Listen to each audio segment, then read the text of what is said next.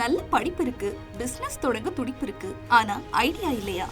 ஏற்கனவே இருக்கிற பிசினஸ எக்ஸ்பேண்ட் பண்ண விருப்பமா? சுற்றுச்சூழல் பாதுகாப்பில் பங்கேற்கணுமா? உங்க எல்லாருக்குமே ஒரு சூப்பர் சான்ஸ்.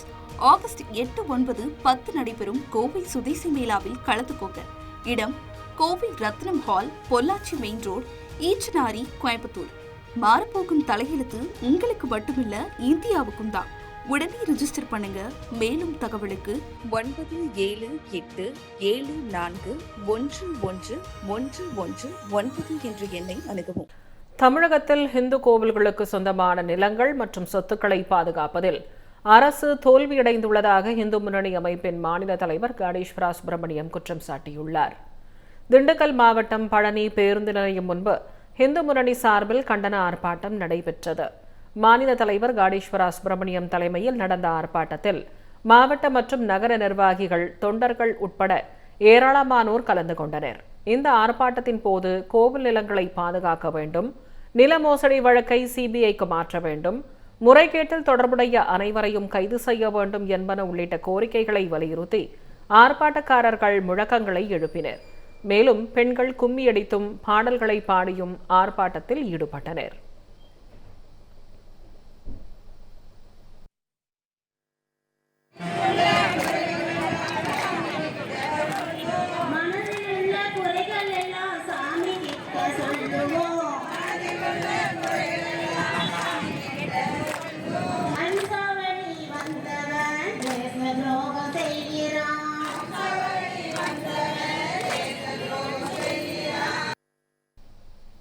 பின்னர் ஆர்ப்பாட்டத்தில் பேசிய மாநில தலைவர் காடேஸ்வரா சுப்பிரமணியம், தமிழகத்தில் இந்து கோவில்களுக்கு சொந்தமான நிலங்கள் மற்றும் சொத்துக்களை பாதுகாப்பதில் அரசு தோல்வியடைந்துள்ளதாக குற்றம் சாட்டினார். பக்தர்களிடமிருந்து பல்வேறு வழிகளில் கட்டணங்கள் வசூலிக்கப்படுவதாகவும், கோவில் சொத்துக்களை பாதுகாப்பதில் அறநிலையத்துறை போதிய அக்கறை காட்டவில்லை எனவும் கூறினார். மேலும் மாநிலம் முழுவதும் கோவில்களுக்கு சொந்தமான நிலங்கள், கட்டிடங்கள் மற்றும் பிற சொத்துக்கள் தொடர்பான முழுமையான விவரங்களை தமிழக அரசு வெள்ளை அறிக்கையாக வெளியிட வேண்டும் எனவும் காடேஸ்வரா சுப்பிரமணியம் வலியுறுத்தினார். பழனி 100 கோடி ரூபாயினுடைய இடம் பதிவு செய்யப்பட்டதை கண்டித்து முழு விசாரணை தேவை. அப்படி முழு விசாரணை தேவை அப்படின்னா சிபிஐ விசாரணை இருந்தால் தான் சரியா வருங்கிறதுக்கான இன்னைக்கு இந்த பழனி நகரில் ஒரு ஆர்ப்பாட்டம். சிபிசிஐடி இந்த மாநில அரசாங்கத்தினுடைய என்ன சொல்லுதோ மேல அமைச்சர் சொல்றாங்களோ ஆளுங்கட்சியினுடைய இதாக தான் இன்னைக்கு இருக்கக்கூடிய அதிகாரிகள் இருப்பாங்க. அதனால சிபிஐனா உடனே அவங்க விசாரணை பண்ண முடியும். சென்னை சேப்பாக்கம் அருகே சிவானந்தா சாலையில் இந்து முன்னணி மாநில செய்தி தொடர்பாளர் இளங்கோவன் தலைமையில் நடைபெற்ற ஆர்ப்பாட்டத்தில் பொதுச் செயலாளர் மனோகர் உட்பட 100க்கும் மேற்பட்டோர் கலந்து கொண்டனர். அப்போது தரிசன கட்டணத்தை ரத்து செய்ய கோரியும், கோவில்களை அறநிலையத்துறையின் கட்டுப்பாட்டிலிருந்து விடுவிக்க கோரியும் கோஷங்களை எழுப்பினர். பின்னர் செய்தியாளரிடம் பேசிய மாநில பொதுச் செயலாளர் மனோகர், 50 ஆண்டுகால திராவிட கட்சிகளின் ஆட்சியில் கோவில்களின் சொத்துக்கள் கொள்ளையடிக்கப்பட்டதாக குற்றம் சாட்டினார்.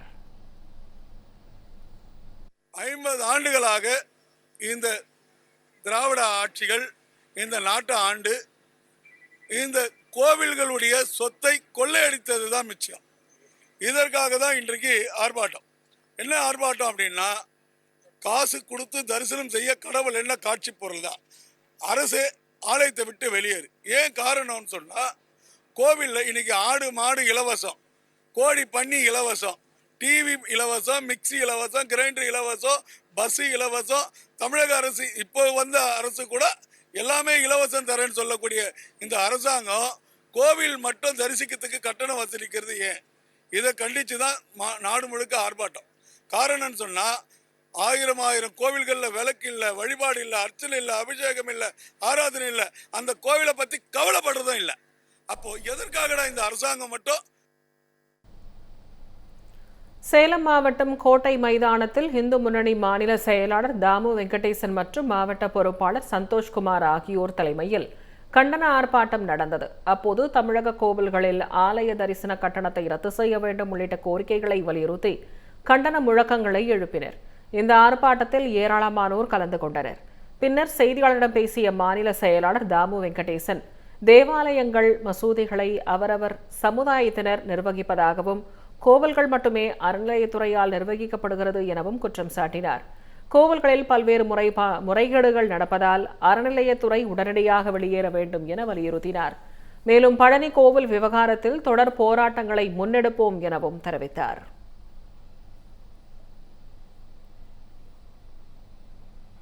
கோவை மாவட்டம் மேட்டுப்பாளையத்தில் இந்து முன்னணி சார்பில் கண்டன ஆர்ப்பாட்டம் நடைபெற்றது. கோவை கோட்ட செயலாளர் ராஜ்குமார் தலைமையில் நடைபெற்ற ஆர்ப்பாட்டத்தில் 300க்கும் மேற்பட்டோர் கலந்து கொண்டனர். அப்போது கோவில்களிலிருந்து அறநிலையத்துறை வெளியேற வேண்டும், கோவில்களில் தரிசன கட்டணம் வசூலிப்பதை நிறுத்த வேண்டும் என்பன உள்ளிட்ட கோரிக்கைகளை வலியுறுத்தி கோஷங்களை எழுப்பினர். தமிழ் ஜனம் சேனலை சப்ஸ்கிரைப் பண்ணாம பார்த்துட்டு இருந்தீங்கன்னா மறக்காம சப்ஸ்கிரைப் பண்ணிடுங்க.